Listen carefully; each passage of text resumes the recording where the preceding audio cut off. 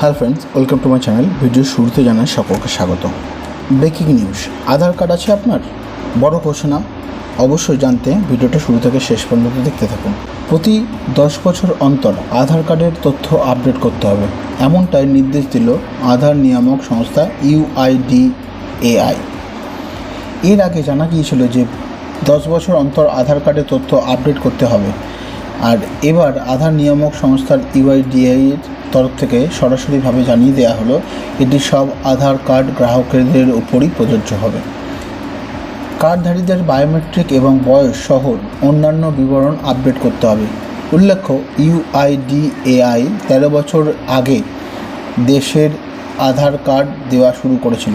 প্রথম দিকে 18 বছরের ঊর্ধ্বে নাগরিকদের এই আধার কার্ড দেওয়া হলে বর্তমানে সকল বয়সের মানুষদের এই আধার কার্ড দেওয়া হয়। তবে আগামী দিনে ভারত সরকার চাইছে এই আধার কার্ড ভারতের নাগরিকদের এমন এক পরিচয়পত্র হিসাবে ব্যবহার করতে যার মধ্যে সকল কিছু থাকবে, যেমনটা বিদেশে হয়ে থাকে।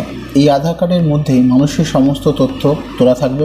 যেমন ধরুন, কোনো মানুষ যদি পুলিশ হেফাজতে যায় তবে তার আধার কার্ডের তথ্য অনলাইনে সব তোলা থাকবে, যার ফলে সরকার যার আধার কার্ডের তথ্য যাচাই করে জানতে পারবে যে সে এর আগে কোনো ক্রাইম করেছিল কিনা, আর ক্রাইম করে থাকলে সে কী ধরনের ক্রাইম করেছিল তা তার আধার কার্ডের তথ্য থেকে জানতে পারবে সরকার। এমনকি সে দ্বিতীয়বার পুলিশ হেফাজতে গেলে পুলিশ তার আধার কার্ডের ফলে বুঝতে পারছেন যে এই আধার কার্ডে আগামী দিনে কতটা সুবিধাজনক হতে চলেছে।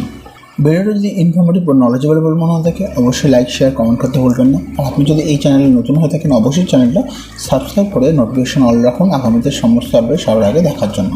আজ এখানে শেষ করবো, খুব শীঘ্রই দেখাচ্ছে পরবর্তী ভিডিও নিয়ে। ততক্ষণ সকলে সুস্থ থাকবেন, ভালো থাকবেন, take care and good by.